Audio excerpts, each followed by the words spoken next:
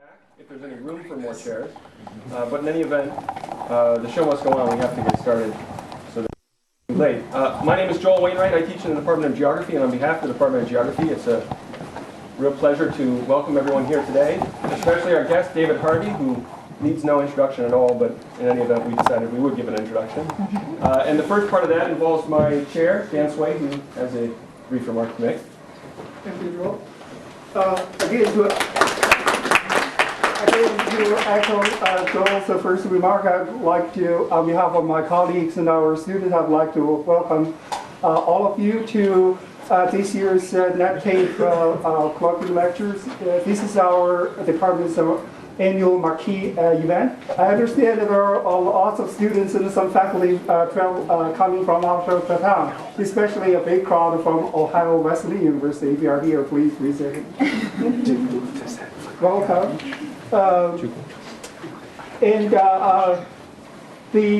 This is the 18th Taaffe lecture. For those of you who never heard of Taaffe, he was our department chair from 1962 until 1974. He was a former AAG president. We are where we are today primarily because of Taaffe's vision for our department, our program, and also more broadly for the discipline. Taaffe played multiple roles in the discipline, including serving as AAG president. And his vision for the discipline is to be primarily human geography and transportation. But he was trained as a meteorologist, and also as an AAG president, he promoted his vision of the synthesis tradition to connecting the dots of the physical geography, human geography, and the environmental society, and also the cutting-edge geographic spatial analysis techniques. And after his passing, many of his former colleagues and students have contributed to the Taaffe endowment, which made this lecture series possible. And on behalf of the department, I'd like this opportunity to thank all those who have contributed to Taaffe endowment. And also, we are very grateful and greatly honored to have Professor David Harvey to speak to us today. And as a token of appreciation, on behalf of the department, I would like to present this plaque to our speaker today. David, this is for your collection.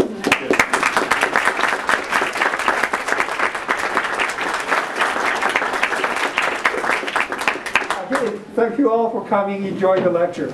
Great. Okay, everyone, just one quick announcement and then a brief introduction. The announcement is as follows. Immediately after David finishes speaking, we'll have some time for questions and answers, but presumably there will be many of you who have more things that you want to ask David about. And so after that, we are going to proceed, those of you who wish, to the bar called the Village Idiot, which I understand is at High and 8th. And anyone can come. It's open to anyone. And you can have a beer with David Harvey and everyone else who goes there. So, Village Idiot, High and 8th, after all this is done. Just because you go to the Village Idiot doesn't mean you are a Village Idiot. Now, all right, here's the introduction. The actual introduction to David today is not going to be given by me, but by one of his former students, Netta Munfus, who studied for her PhD under David Harvey, and we're very pleased to say joined our faculty here at Ohio State last year in the department called NELT, or Near Eastern Languages and Cultures. Did I get that right? All right. I could say a lot about, not all I will say is that she received her bachelor's degree, if I'm correct, in architecture from the UAB in Beirut, where AUB in Beirut, where she is originally from. And she wrote a doctoral dissertation on the politics of Waqf in Beirut. I hope I got that right. That is to say, the politics of religious institutions as they play into real estate markets in the city of Beirut, again under David's supervision. But before I turn it over to Nat, I have one, I think, very exciting announcement to make, which is, as of this moment, Nat is officially an affiliated faculty with the Department of Geography, which I think is a great privilege for our department, and I hope you will join me in welcoming Nat to it.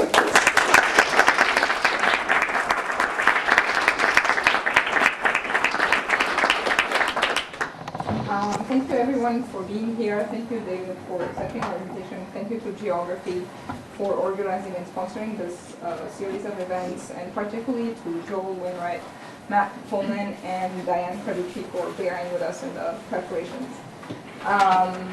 So I will start labeling David Harvey as a politically fraught endeavor. Human geographers might claim him as one of theirs. Marxists sometimes deny him as one of theirs. Others trying to easily categorize him and to particularize him and even dismiss his work would call him a Marxist pejoratively, whether as a geographer or not. I prefer to go with a critical social theorist and to think of him simply as a brilliant mind engaged in thinking about the world around us in order to transform it into a more just one. His work can be read as a dialectical engagement between Marxian theory and geography, a practice that has, I think, revolutionized both disciplines or fields. And to mainly positivist geography of the 1960s, he brought concepts like social justice, social class, and capital through books like Social Justice in the City. And in the urbanization of capital and the limits to capital, he transformed Marx's historical materialism into a geographical historical materialism by showing the importance of the urban process in the cycle of capital. Above all, David Harvey remains an intellectual committed to bringing about in his practice what he advances in his writings. And here I'm thinking about his lectures on Capital Volume 1. And I was lucky enough to attend some of these lectures at the Graduate Center, and he always holds them at 6:30 p.m. on Mondays. And it's to allow people who work to actually attend, and he also allowed anyone who wanted to audit to attend them, and that probably created some distress in the administration because they're missing all of the streamlining. And he regularly packed the dining commons with over 100 people, and until security decided we were becoming a fire hazard. And so since they've been put online, the lectures have received a lot of views, as you can see, and they have actually reached listeners way beyond American and European academia.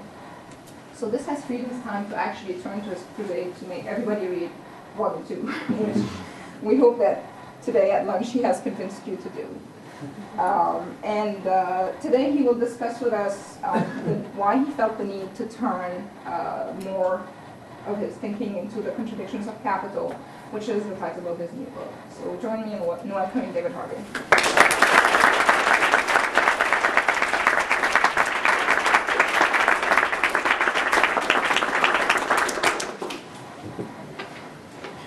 Okay, I really got into this project in a very peculiar sort of way. It was a bit offhand. Marx does make the comment that whenever there's a crisis, it's a manifestation of the underlying contradictions of capital. So, given that we were in what looked like a crisis in 2007, 2008, and as I was finishing up the companion to Volume 2 of Capital, I thought, well, actually, what contradictions lay behind recent events, and how would you start to think about them? And in doing this, I also noticed something else, that Marx is famously supposed to have said that capitalism would collapse under the weight of its own internal contradictions. The problem was that I couldn't find anywhere in Marx where he said that. And the more I got familiar with his thinking across volumes 1, 2, 3, Grundrisse and all the rest of it, the more it seemed to me very unlikely that he would have said that. For a very simple reason, that I think Marx does not think that capital will give way unless it's given a good shove by some people. And that therefore it is up to us really to change the world, not to wait for capital to die of its own internal contradictions, because it ain't going to do it. Nevertheless, the contradictions of capital are important to analyze, because the more I read in Marx on this, the argument goes something the following way, that capital tends to explore certain avenues for its future, and these run into blockages and barriers, and at some point it has to revolutionize itself internally.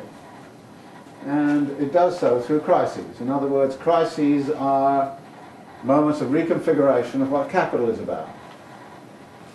And therefore, it's important to understand what capital is about through an understanding of the contradictions that build into the crises. So I started to fool around the way I usually do, of just sort of wandering through Marx and saying, how many contradictions can I find? And I found a tremendous number. And they all seemed complicated. In the end, I boiled them down to 17. And 17 contradictions. So if I take 10 minutes to talk about every contradiction, this is going to be a very long lecture. So in talking about it, I have to be a little bit selective. And I thought I would try to do it in the following way, which is to give a flavor a little bit of how Marx thinks about the contradictions, and what became more and more apparent to me, which was really interesting, was the way in which the contradictions actually lock into each other. In other words, there's not a contradiction which is a standalone contradiction, they're all actually interlocking. And that has two possible consequences. One is that the interlocking nature of the contradictions actually serves to dampen the instability within the system. Or it can actually do the other thing, which is to lead to contagion, in the sense that this one sets off this one, sets off this one, and it magnifies. And I think most of the crises that we've been through are situations of the latter sort, where one contradiction magnifies and catches on to another. Now, in presaging this, I thought I should emphasize a couple of things. First, the definition of contradiction in Marx is a dialectical, not an Aristotelian definition. In the Aristotelian definition, a contradiction is such as to be mutually exclusive. You can't say that all blackbirds are black and all blackbirds are white. One or other is true, not both of them. Marx's notion of a contradiction is that there are two divergent forces contained within a situation or within something, which pull it in different directions. And those forces have to be resolved somehow. And I guess the analogy I would use, and I'm sure most academics here who have academic positions will realize this, and in fact most people at some point in their lives will realize this. There's nearly always a real tension between what you do for satisfactory performance at your work and having a decent personal life. And that contradiction is there. Now, most of us experience that contradiction and manage it. It's a little bit of tension. Oh, well, do this, do that. But there are occasions in people's lives when the contradiction becomes what Marx would call an absolute contradiction, i.e. it generates a crisis in people's lives where something has to give. You either have to change your lifestyle, or you have to change your job, or whatever. And it's those crisis moments that we're talking about. So the notion of contradiction then is that dialectical notion of a tension between two forces that are pulling apart and which have somehow or other to be resolved. The second thing I should do is to actually point out that Marx's Capital is not about capitalism. It's about capital.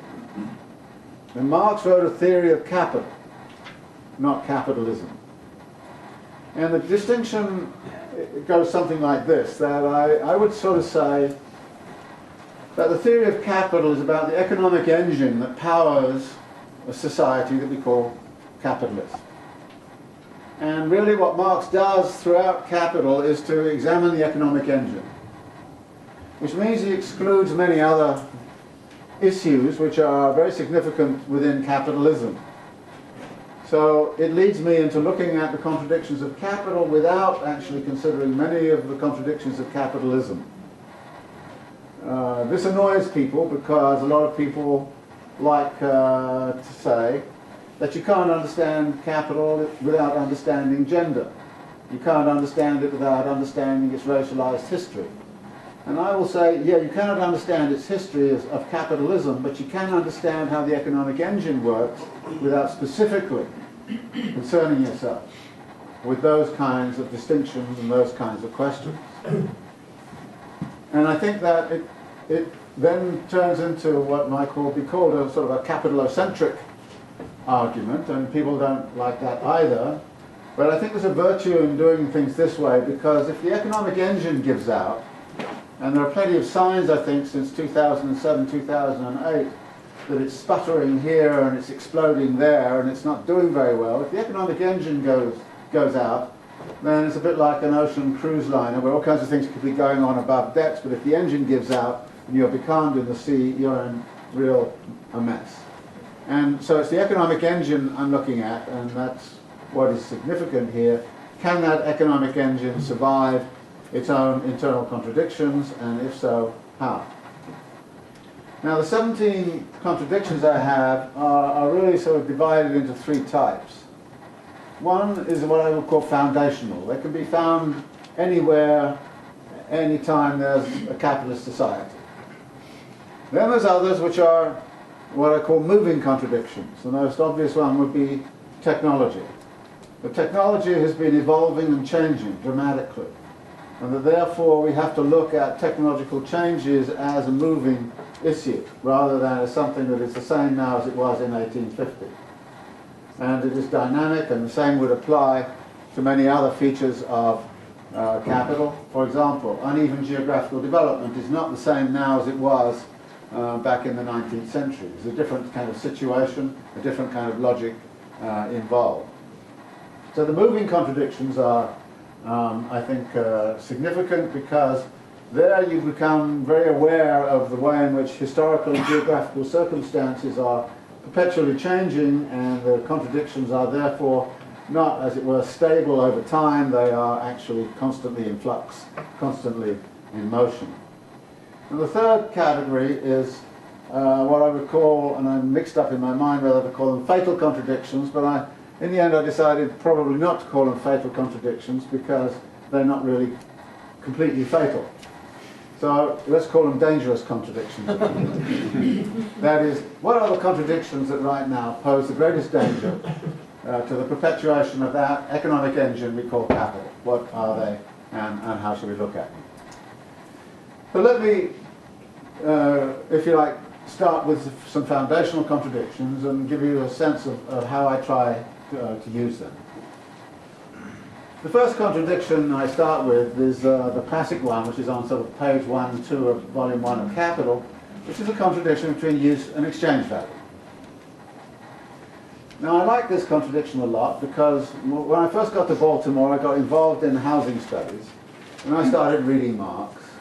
And I thought, wouldn't it be an interesting thing to do to approach the Baltimore housing market in terms of this dialectical tension between use value and exchange value? How is the exchange value providing use values to the population? Clearly, most of the population in the inner city of Baltimore were not getting use values in housing. Why were they not getting it? Well, there was something wrong with the exchange value system. So let's look at the exchange value system, and let's do this kind of looking at the relationship between the provision of use values and the provision of exchange values, and how the exchange value dynamic is working. And the reason I liked this a lot was that I actually, and we all sat around the table and they were looking at this report, and one of the landlords kind of said, God, this stuff about use and exchange value, it's absolutely terrific. I really like this analysis. and the banker said, yeah, I've never seen that before. And one of them turned to me and said, I thought you were an economist and were going to give us all that demand and supply crap. and actually, this is by far the most interesting thing. So how do we adjust the exchange value system, and what's wrong with the exchange? I mean, they loved it. Of course, I didn't tell them where it came from.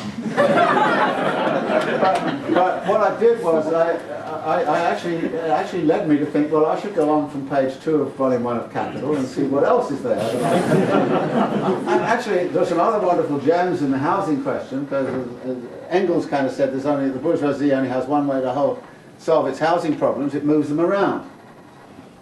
And I thought this was a great line. And again, we had a big meeting about housing in Baltimore, and we had all of these people there. And I kind of said, look, there's a real problem about what we're doing with the housing question in Baltimore. We're just moving it around. And we went on like this. And by then, the politicians had got a little suspect. They began to suspect where I was coming from. So they started attacking me. But we had a guy who was vice president of the Chase Manhattan Bank from New York, who was sitting right next to me, and he got up and he said, what are you talking about? He's exactly right. That's exactly the same. That's exactly the problem we have in New York. We get in and we fix a neighborhood, and then we suddenly find the people we thought we were fixing for are no longer there. He said, this is absolutely right. This is absolutely where it's coming from. This is a great insight, he said. So he was really down on the local politicians in Baltimore who didn't dare gainsay the vice chairman of the Chase Manhattan Bank. So that was very good. But what was really funny about it was after this meeting, the guy says to me, that's such an insight. Have you written it up? I said, no, I haven't written it up. He said, well, you know, it must be written out somewhere. And I thought I'd tell him. I said, yeah. I said, well, actually it comes from Engels. And he says to me, is he at Harvard?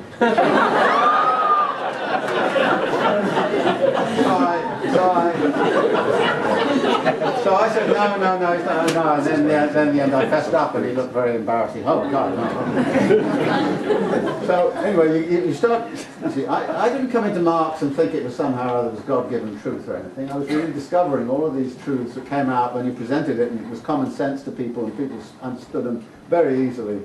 And that to me was important. Now, has the use value, exchange value distinction had something to do with the property market crash of 2007, 2008? Well, of course it has. In other words, you could look at that and kind of say, look, the exchange value system obviously went absolutely crazy. And what happened was it was supposed to be providing good use values to people. And we're told again and again and again that the best way to deliver use values to people is to let the free market do it. Well, the free market went off, and what did it do? It actually ended up denying the use values to about, I don't know, 4 million people, something like that, foreclosures and all the rest of it. In other words, the use value, exchange value dichotomy can be woven into the account of 2007, 2008 without any trouble whatsoever. And it's actually very, very significant. And I can go into some details about that in the question if you want to. But that's a very important aspect of the dynamic, it seems to me, that we look at. Now, the interesting thing here, however, is you can't have an exchange value without having a metric for exchange. So that locks immediately into the money question. And in Marx's analysis, money is a representation of social labour. Social labour is the labour we do for others, and which is taken to others through the market. So social labour is a social thing, but it's also immaterial. And it needs a material representation in the market. And the material representation in the market is the money commodity. That is, one commodity is selected out, gold or silver or gold-silver. So that then becomes a very important part of the argument. And then you look at it and say, well, okay, how is this dialectic between money and the social labour it represents? And again, there's a very complicated history here, and one that I think has to be taken account of, because increasingly over time, money has become more and more separated from that which it's supposed to represent. It's got independent and autonomous, particularly when you drop the money commodity out of this thing, because that at least gave you a grounding in something. You drop the money commodity out, as happened in the 1970s, and you just went to fiat monies, and you could start then sort of to print whatever you wanted, you know, as much as you like. And you've displaced a physical constraint on the money supply, which is the amount of gold and silver in the world, with human institutions, which could go and just print as much money as they wanted if they wanted to.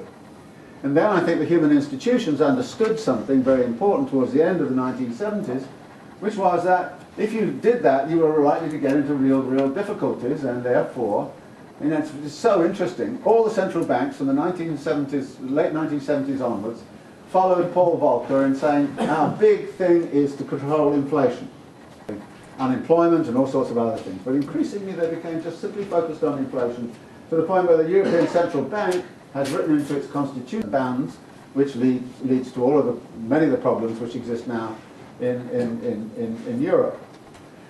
But what's the point here is this, that there's social labour and its representation.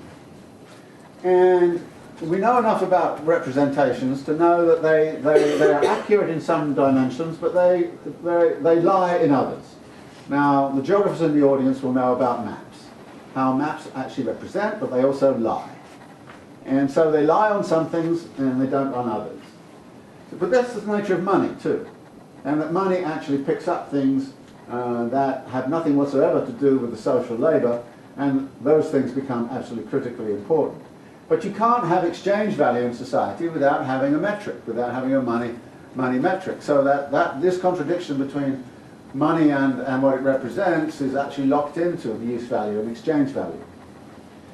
This then locks into a third contradiction, which is the private property state contradiction. You can't have exchange value and you can't have money and all of that without having private property. But private property needs a guarantor, and therefore the whole kind of question is, what are the means by which private property can be sustained and maintained, and it's something like a state apparatus, but whatever form it particularly takes. But again, what the state apparatus is about some collective decision making versus individual. So you have collective versus individual, private property and state, and both of them are connected to each other. Now, this is, if you like, the third contradiction, because there are all sorts of things which can be sort of teased out of what that contradiction is about. If I go back to the housing crash of 2007-2008, I've already mentioned use value and exchange values involved. What happened to money? And what the money was representing, and then how money was then becoming fictitious, increasingly fictitious.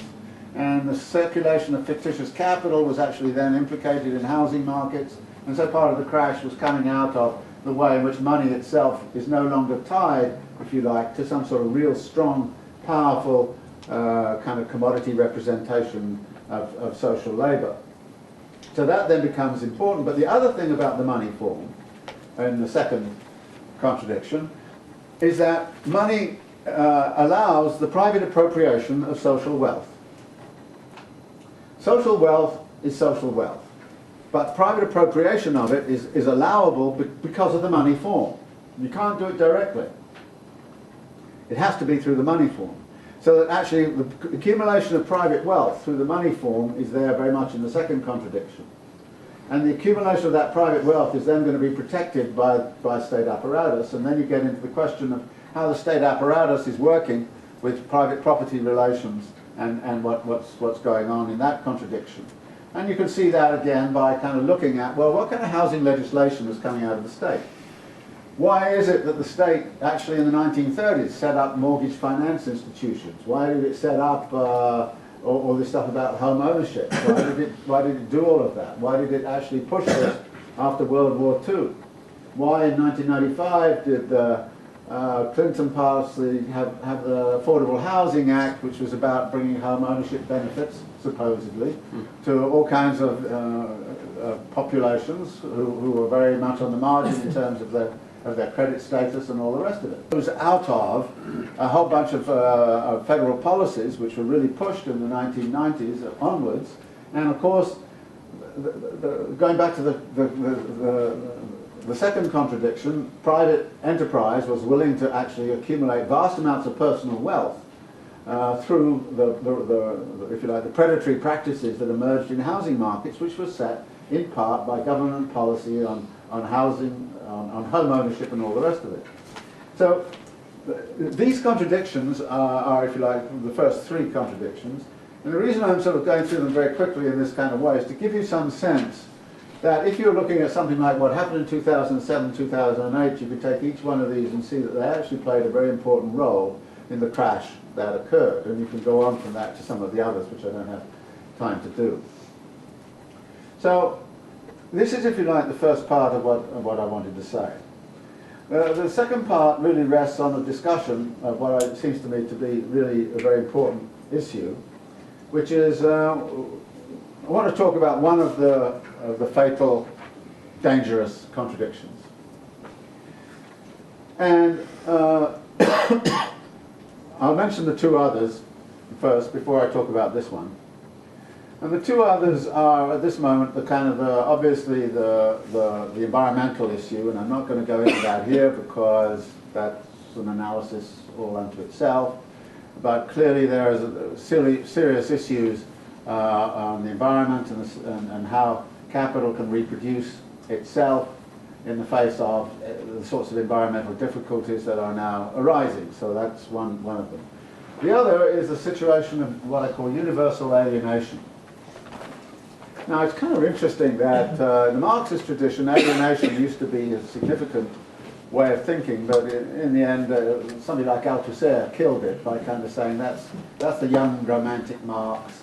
We're into pure science, and all the communist parties followed all that line, so nobody wanted to talk about alienation again. Now, alienation is rather difficult to talk about, but nevertheless, I think if anything's going to push the system into something else, it's going to be the point where alienation rises to such and such a point that actually people say, okay, enough is enough, I'm fed up, we've got to really change things. And that can happen very, very quickly when you have mass alienation in the population. There was a wonderful little survey came out the other day done by the Pew, kind of wanted to know about satisfaction in the workplace, and it turns out 70% of people who go to work in the United States either hate their jobs or completely indifferent to what they do. And you kind of go, well, if that is an alienation, why, I mean, this is pretty mass alienation. And people then kind of say, but it's always been that way. And I say, no, it was not that way.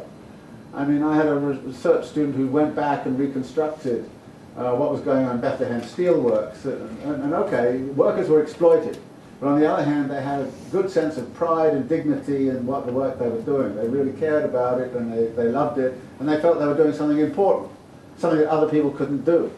And they had a kind of lifestyle too. So at the same time as they could go on about corporations were exploiting them, and and they weren't getting enough wages and all those kinds of things, they at the same time had a pride in what they're doing. But one of the things that's happened through technological changes these days, that most of the jobs which now arise are not about any kind of identity formation at all. And so you end up with a kind of situation right now where a lot of younger people, for example, look at the job market and say, I don't want to do any of that. It's just meaningless. It's meaningless. So this alienation is there. We can talk a little bit about that. But the one I really want to talk about is, at some length, is to me most interesting. And it's the dilemmas of compound growth. Now the interesting thing when I talk about compound growth, and you'll have to excuse me if I'm saying something you all already know, is that actually it turns out most people don't really understand about what compound growth is and what exponential growth is about. And I find it very important to explain to students in very simple kind of terms that when you compound interest on something, it sort of starts out almost the same as an arithmetic kind of interest rate, and then after many, many years it starts to diverge, and then it goes like this. It surges upwards. And it does some wonderful things. Now, the time in history when people were absolutely fascinated by the question of compound growth was at the end of the 18th century, when Malthus used it, of course, and I'm going to come back to that. But actually a lot of other people got into it. There's a guy called Richard Price, and he kind of said, if I invested a gold sovereign at 5% birth of Jesus Christ, it would now be worth something like 15 solid gold earths. And he was very impressed with that. And actually, he then said, so if we have a problem with the national debt, it's very easy. We just invest a sovereign now, and by the time we get 300 years down the line, it will be disappearing. And at that time, somebody else got the same idea, a man called, I'm not sure I get his name right, Telusan, I think his name was. And he left a bequest in 1797 of 600,000 for 100 years. And then suddenly the government looked at it and said, national debt. I mean, this is an enormous amount of money after 100 years. His immediate heirs kind of didn't like this at all, of course, so they wanted to get into it. They don't care about future generations. They challenged it, so it was challenged in court. And it turned out, even if you invested it at 4% compound interest, it would have been greater than the national debt when it finally came due. He actually bans trusts for going more than 21 years. Because 21 years, and it's so interesting when you look at the compound growth curve. It goes like this very slowly, and then it gets the inflection point, and it zooms up like that. So 21 years is about the point where it started to go like this. And so they calculated, so they passed this law. What happened to the Taylorsson legacy was this. It's very interesting. That it was actually only decided in 1857, legally. And it was then decided, and when they looked, they found out that actually all the money had been used up in legal fees. Now, those of you who've read Charles Dickens' Bleak House will recognize the case of Jarndyce versus Jarndyce, which was an actual case. I always thought it was Dickens making it up, but it's not. It's an actual case. And it's a Taylorsson case. But this is what happens when you start to get into compounding. And of course, you probably all know the story of the guy on the first square and then double it for every square. And the Shah, or whoever it was, says, oh, that's okay, all right, we'll do that. The trouble is, by the time you get the 21st square, you've already used up all the rice in the world. And there's no way you can actually find the rice for everything else. And so the point about compound growth is it does this. Now, the reason this is important right now, because there's a big kind of question of what has capital been doing historically? And there are a couple of series that I've seen trying to reconstruct, one by Angus Maddison, another by Bradley Long. And both of them suggest that capital has been growing since 1800 or 1820 or whenever at a compound rate of somewhere between 2.25 and 2.75%. Now this corresponds, if you like, to a very general kind of acceptance in the financial literature that when you hit a 3% growth rate, everything is okay. 3% growth is okay. Get up to 10% growth and you're going a bit crazy. You're getting like China or something. You know. So be careful. But anything below 3%, well, you're getting sluggish. 0% is, of course, crisis. All right? So 3% compound growth. Now, 3% compound growth, when we're looking at what was going on in Manchester, Birmingham, and a few other places in 1780 is one thing. You're now looking physically at 3% compound growth, when everything that's going on in China, a lot of what's going on in India and Indonesia, and of course all of Western Europe and North America and Latin America, I mean, physically, this starts to look pretty horrendous. Just think what the world looked like in 1970 and what it looks like now. Just go look at some maps of urbanism, for example, and urbanization. Look at where they are, where it was back in 1970 and where it is now. And you kind of say, okay, in one generation, this is what it took to maintain compound growth at 3%, more or less. In fact, it wasn't that, it was less than that, from 1970 onwards till now. And it was a massive, massive physical transformation of the world. And you kind of go, the only way in which actually this world has got stabilized after 2007 was through a massive, massive urbanization process, infrastructural, construction process in China and elsewhere. And you kind of go, does this mean that in order to maintain 3% compound growth from here on out, we're going to have to do sort of a double down or a triple down or a quadruple down on what China has done over the past 10 years? Is that what we're going to have to do? What the hell would Columbus look like? I mean, it has changed a lot since I first knew it, but this is massive physical kind of change. And you wonder what could be physically feasible about that, particularly when you relate it to the environmental question. I mean, when you relate it to that, then you kind of say, my God, you just can't do this. It's impossible. And then it comes back to, can you do this actually financially? And here's the interesting question. Because capital has been very, very successful historically at encountering these barriers and then going through them. And one of the ways in which it has gone through them has, of course, by finding some out for its compounding growth. Now, if you look at the 19th century through until about 1950, 1960 or so, you'd say that its out primarily was a connection between the 3% compound growth, which was going on economically and the 3% compound growth that was going on in terms of population growth. In other words, there was a relationship between population dynamics on the one hand and capital dynamics on the other hand. Well, we know that population growth, which was looking like it was on an exponential growth curve for a little while, has not stayed on that, and it's gone into an S-curve, you know, where it sort of tails off. And the anticipation is, it's very hard to guess, but most people would anticipate that by the end of this century, population will be will stabilize out around 10 billion to 12 billion, something like that. And many parts of the world, of course, are at zero population growth right now. Some are in negative rates of population growth. You know, Japan, Eastern Europe, Italy, places like that. And there are only a few parts of the world that are actually at a 3% compound rate of growth, and they're mainly in Africa and Middle East and Southern Asia. And so this is so the connectivity to population growth is very significant. Now, this brings us back a little bit to Malthus. Malthus, of course, said we're going to get a huge crisis because population growth is going to be exponential. Agricultural growth is going to be arithmetic at best, if not declining returns over time. And it turned out Malthus was wrong.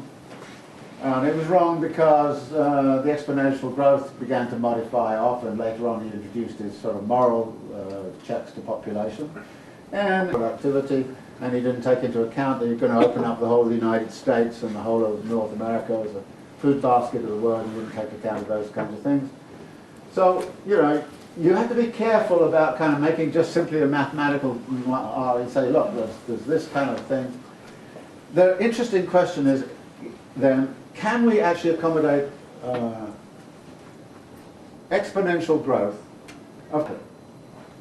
And the answer to this is, well, maybe there are forms of capital that can grow exponentially without limit. And what is the primary form which can do that? The answer is money. Money can grow without limit. Marx actually sees this as an important possibility. It can grow without limit. And what happens? I mean, you know, you need a little bit more money supply, so you get the Federal Reserve to drop another $2 billion or $3 billion into the money supply. You can do that as much as you like. And you just add a few zeros to the total amount of money in the world. In other words, you could actually exponentially increase capital. But what's the relationship then between that money and the social labour? That then becomes a kind of interesting question. And is the social labour in any way now connected even to the monetary growth? And how would you actually sustain that monetary growth against real activity and real production? Now here there are some actually very interesting adaptations. And I really follow Marx in kind of saying you should look backwards a little bit over the last few decades to see what is, you know, the real future possibilities might look like. That is, the future is actually contained in time past in a funny kind of way.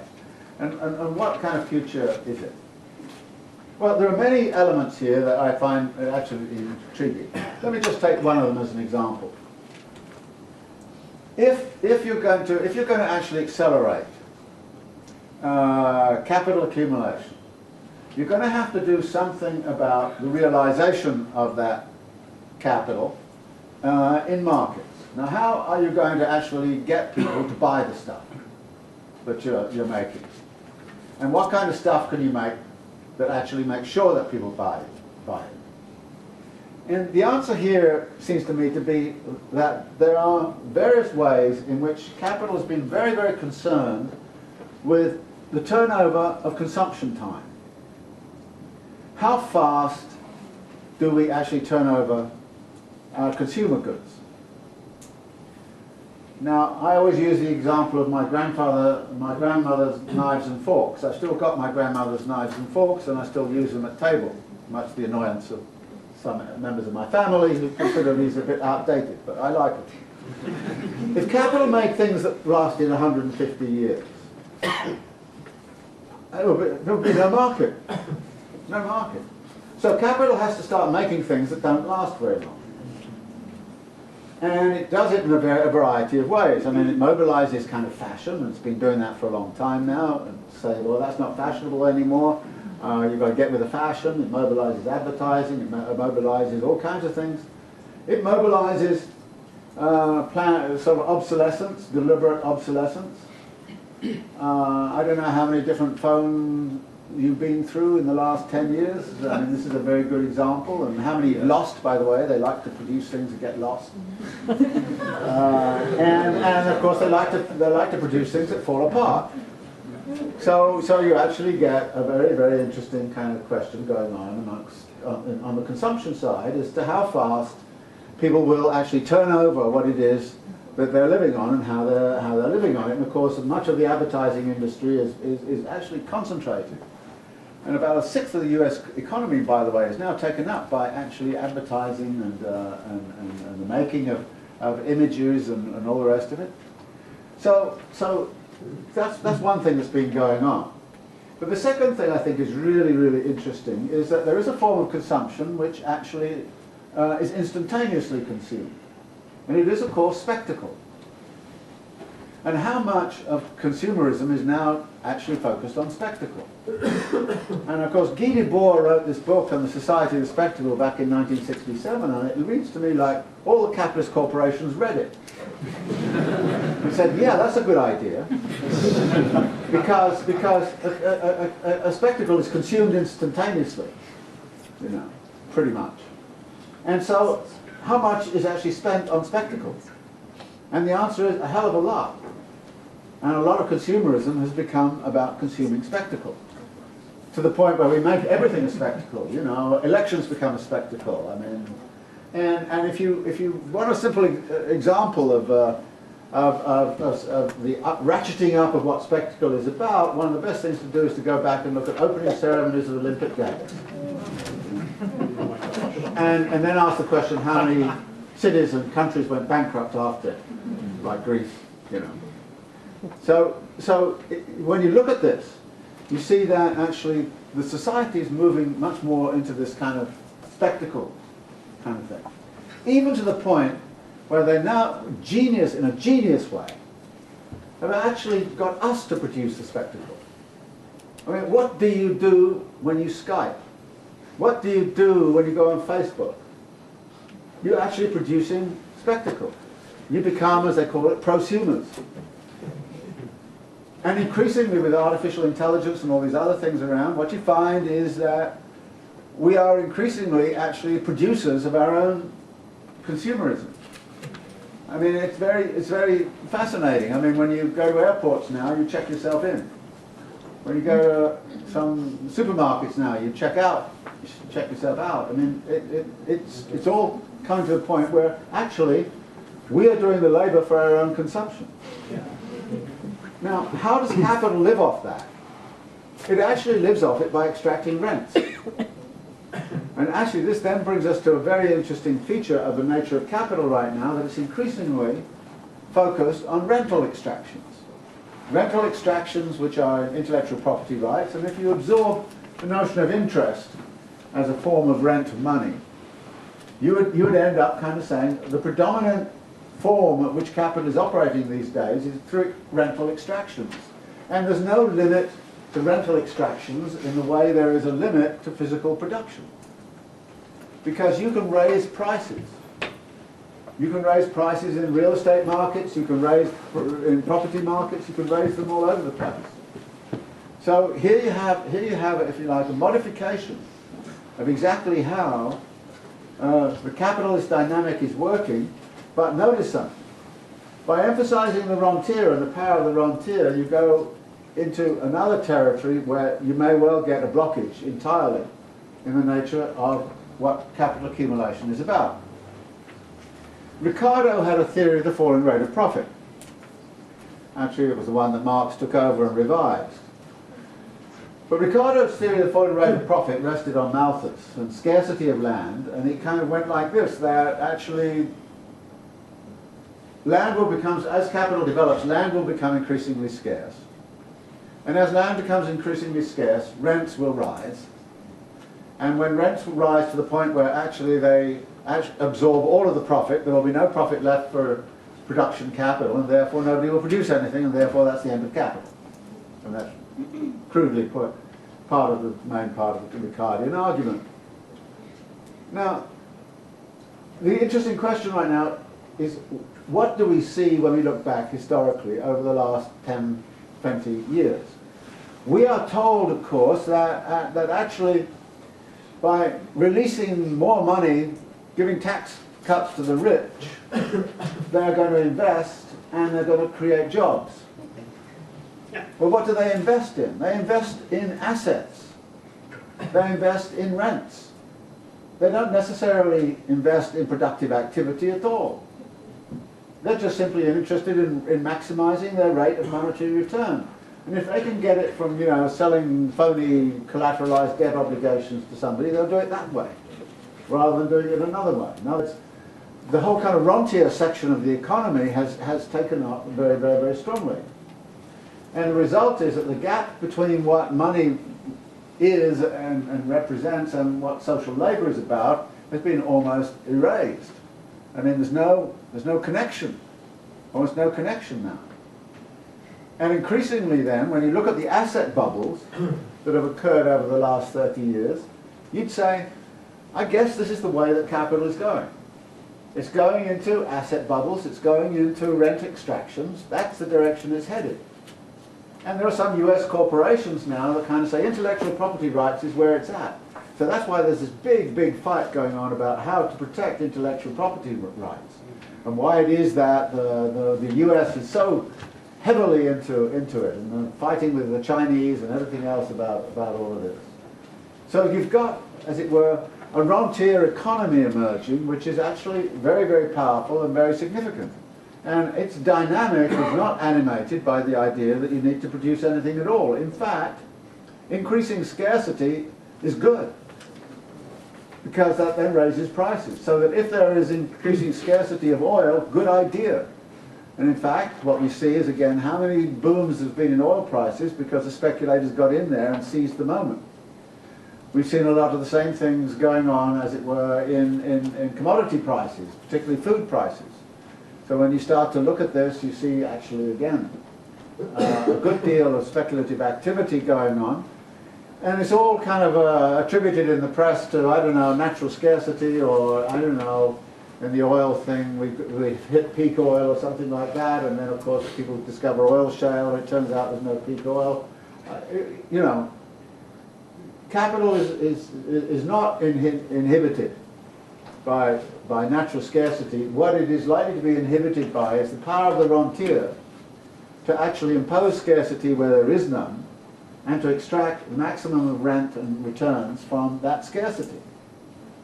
So this is, if you like, something which is going on, and it's connected, in my mind, to where we are on that compound growth path, because it's very difficult now to imagine a compound growth which is going to do the same thing as happened between say, 1945 and 1970. It's very hard to imagine that could happen. It's very hard to imagine that the whole of the world will get like China has been over the last 10 years, and just go mad like that in terms of construction and making things and all the rest of it. And there is, of course, again, as I mentioned, a connectivity between a dynamic of that kind and what's going on environmentally in terms of pollution and all the rest of it. So there are some real problems, and the problem, it seems to me, is compound growth. When you then say, well, could capital, like population dynamics, get onto an S curve? Could it find a way? And the answer is no. That is, capital accumulation does not have the same logic as population dynamics. And it doesn't have the same logic for a very, very simple reason. And it needs to have more at the end of the day than was there at the beginning of the day.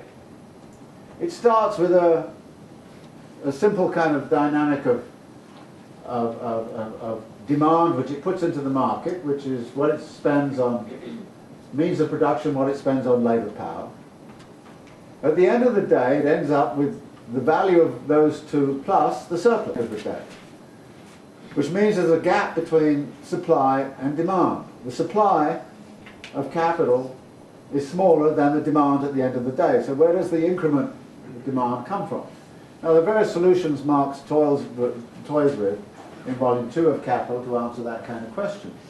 But essentially, what this means is that there is a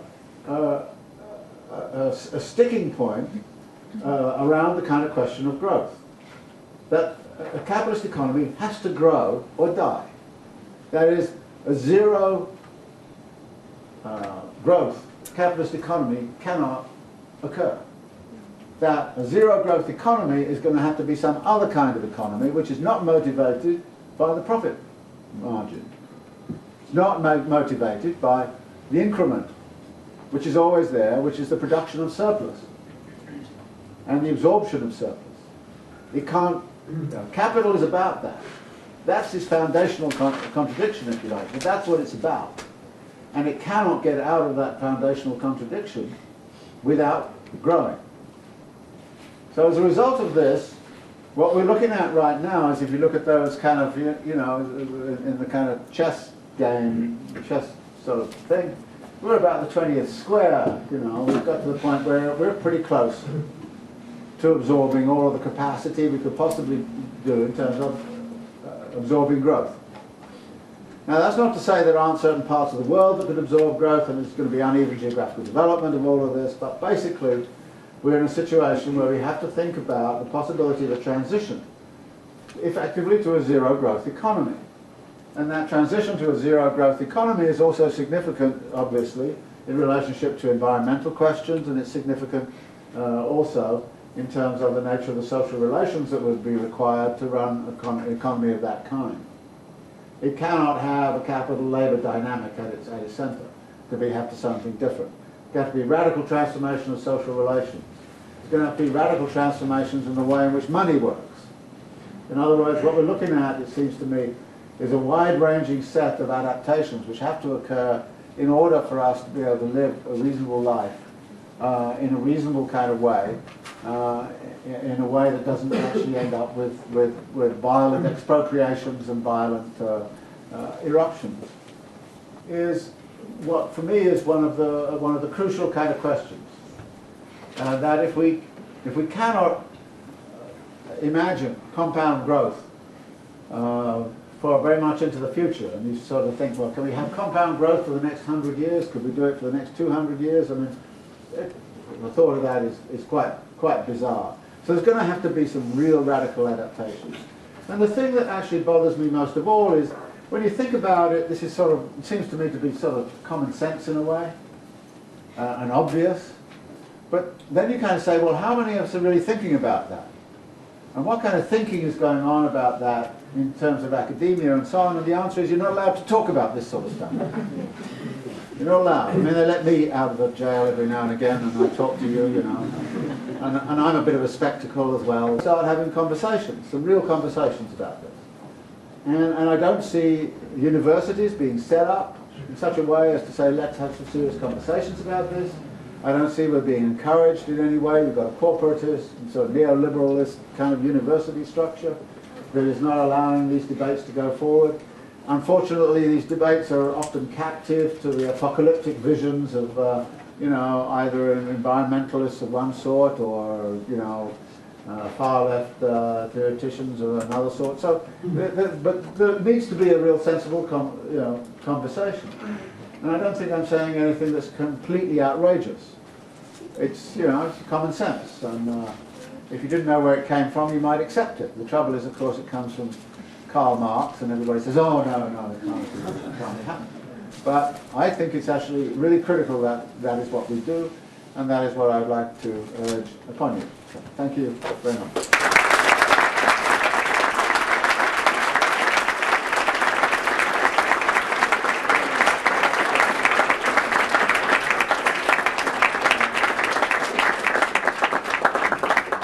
Wonderful. Well, we have time for 20 minutes or so of questions. David can call on people himself.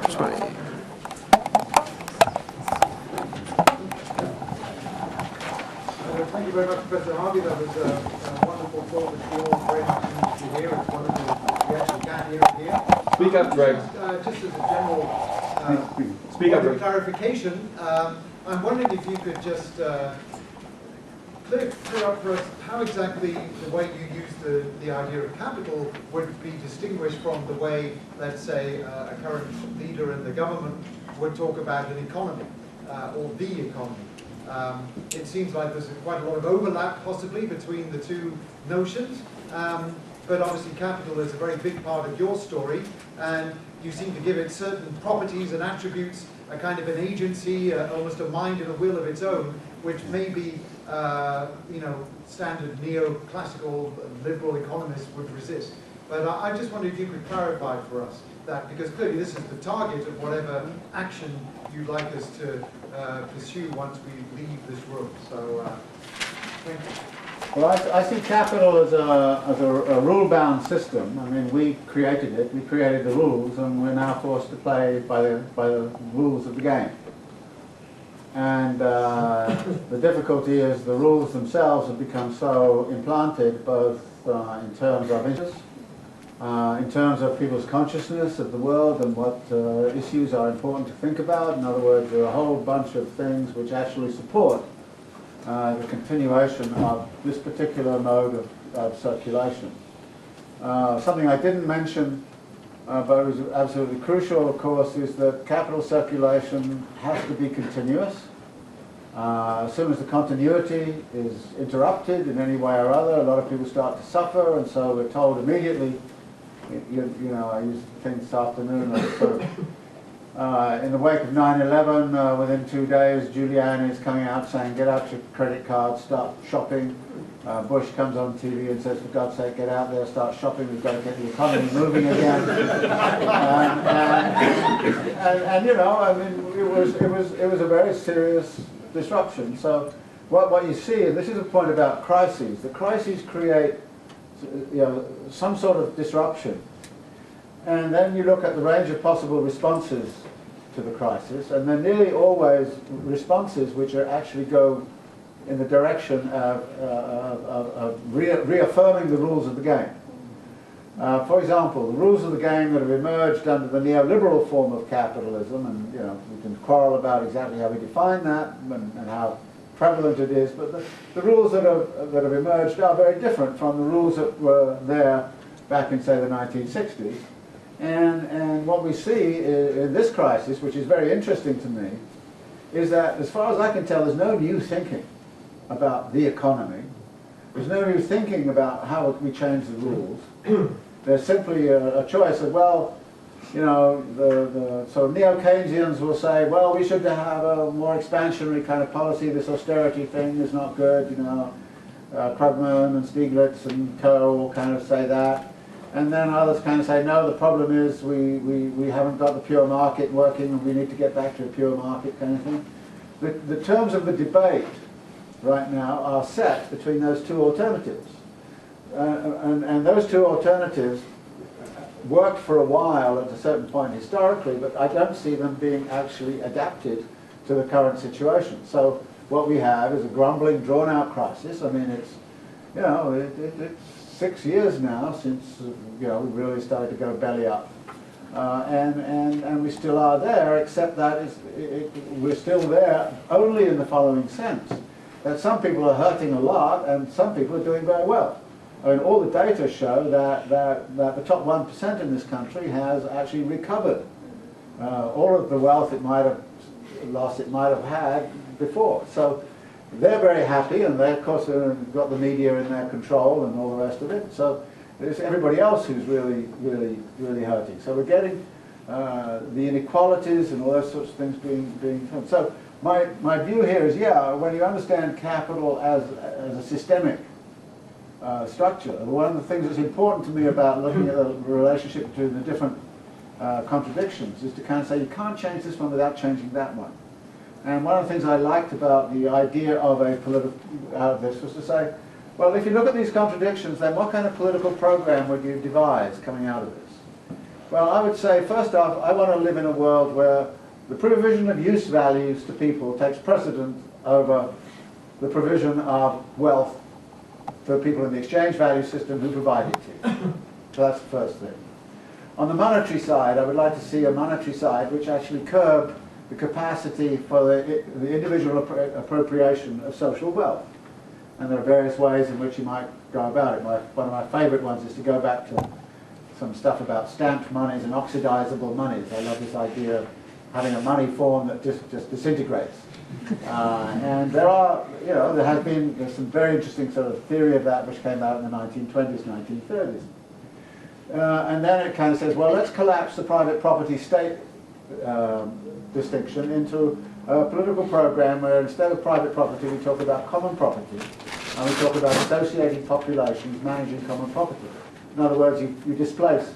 And actually a lot of the left are talking about common property and association making decisions about it. So yeah, so it gives me a political program to go through one of these contradictions and say, which one? Now, with the compound growth, I kind of say, let's really take seriously the idea of converging on a steady state economy, in which there's a real distinction between growth and human development and human capacities.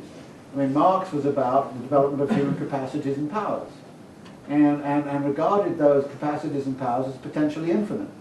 And it is the flourishing of human capacities and powers which is critical for Marx, but it's inhibited by the nature of the society we have constructed. So I think that for me, looking at the systemic nature of what capital is about is very, very important, because it also changes the political conversation. There were some early surveys of people who got foreclosed upon, and the question which was posed was, whose fault was it? And there was very little answer that kind of said this is a systemic problem.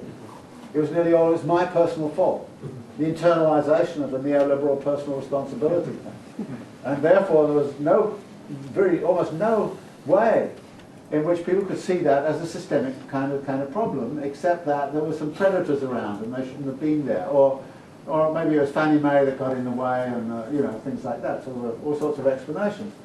So I think by trying to present a systemic theory of capital, what you do is to sort of alert people to the systemic nature of many of the problems which they face, and then ask the question, let's change that systemic structure. But you can't change one without changing some of the others. So are there bits and pieces you can do as on an evolutionary kind of way? I'm personally in favour of what I call a co-evolutionary approach to these questions, rather than sort of radical ruptures or something like that, because radical ruptures often don't get you anywhere. That co-evolutionary approach, but it's very difficult to have a co-evolutionary approach when nobody's actually going to allow you to talk, or allow these things to be discussed. So yeah, I think there are aspects of this in terms of the definition of what capital is, and there are decision makers in there. I mean, in Marx, I think, has a very good way of approaching this. He says, it doesn't matter whether the capitalist is a good person or a bad person. They get put in a situation where they've either got to fire people or they don't. And they can be a bad person and fire them, or a good person and fire them, but they have to fire them because that's where the logic of the system is put. Now, we created the logic of this system. This is something that's deeply implanted now. And I think one of the things I always liked about reading Marx is the way in which he talks about the way in which we actually construct prisons in which we put ourselves. And that human liberation is getting out of those prisons that have been self-constructed.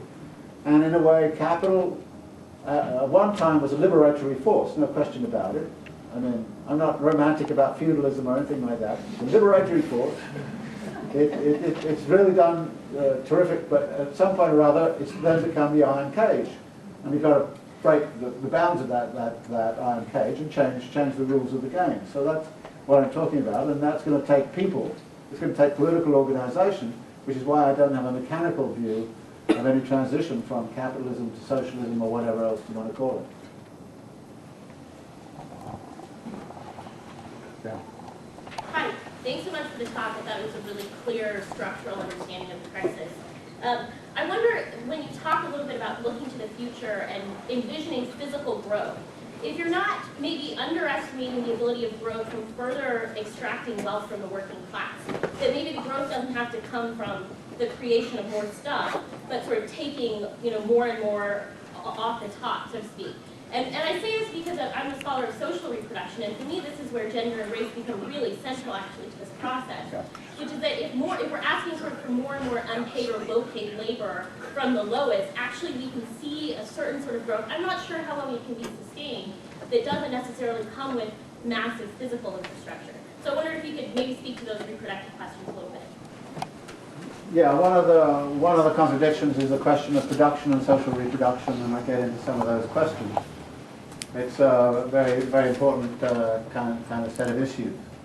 And when I separate capital from capitalism, there are various moments where capital and capitalism obviously intersect, and this is one where clearly it does, and all of these issues come together.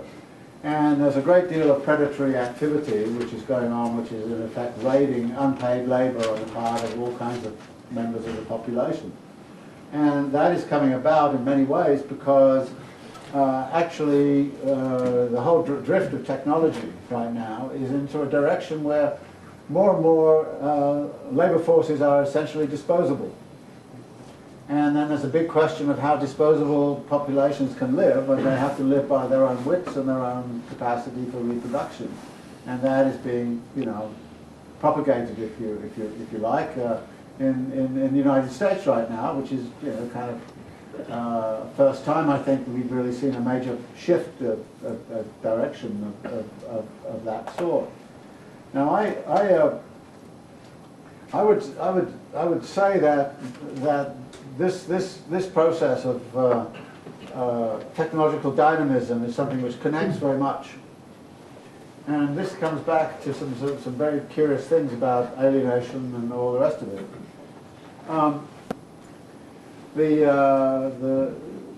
I'm told that the computer capacity is doubling every 2 years. That we can expect a lot of service jobs to disappear. You could right now, if you wanted to, fly a jet airliner from New York to London without a pilot, and it probably would be safer. Because what they do with drones and all that kind of stuff can simply be imported into the airlines, and at some point or other the airlines are going to start to do that, which means the category of airline pilot is going to disappear. And these are service jobs, and a lot of hospital jobs are going to disappear. Now, one of the things that the left did in the 1970s is to fight incredibly rearguard action against deindustrialization. And I had some really serious fights in Oxford with people about, on the left, about, well, do you fight to preserve shitty jobs? Why are you doing that? That's the first kind of question. But secondly, this is a losing battle. Deindustrialization was going on through technological dynamism, and it was a losing battle. And the left, I think, lost credibility simply by fighting a losing battle against something that was coming. And in any case, you say, well, why wouldn't you welcome robotization and automation and all those things that are actually changing those jobs in such a way? What we want is, of course, adequate compensation so people have adequate purchasing power to, live decent lives. That's the real question. We don't need to preserve those awful jobs they have to go through. And the same thing is applying in the service sector now.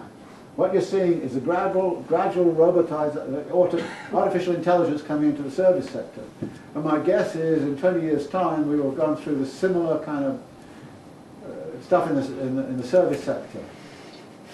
Now, that then raises the question of how do people live in a situation where there are no jobs of much significance, and the demand of the labour force is going to be lower and lower, and then that gets back to, well, how are people going to support themselves?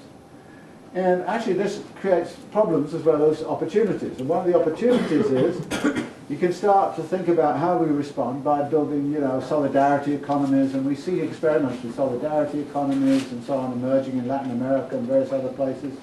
So this is an opportunity in which we can to experiment with alternative modes of living under radically different conditions. And there's a lot of experimentation going on. I mean, some of it is, touchy-feely stuff, and some of it is actually, I think has a lot of serious possibilities.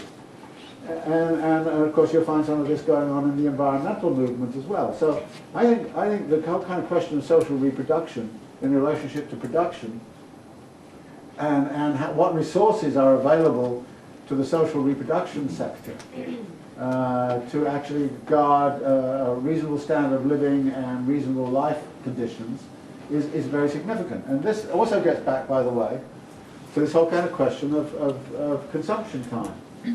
What's astonishing to me is that we have all of these innovations which are supposedly time-saving. But actually, it turns out that most people spend all of their lives managing their time-saving innovations so that they don't actually have any time.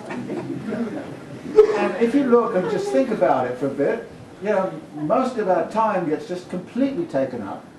You know, with fighting with insurance companies and I don't know, you know, with everybody about everything, and you don't have time to doing, and you have, you know, 2 hours without it, and you go freak out. And, you know, I mean, so I think this, again, it's the battery of the whole connectivity here, which needs to be sort of rethought in terms of, well, I think one of the most wonderful things that we can actually look for is a society in which there's a great deal of free time. And real free time, where people would do what the hell they like. And as Terry Eagleton kind of says, the trouble with that is it becomes very unpredictable because you can't tell where people are going to be at 5 o'clock on Wednesday. Which is right, and that's the way it should be.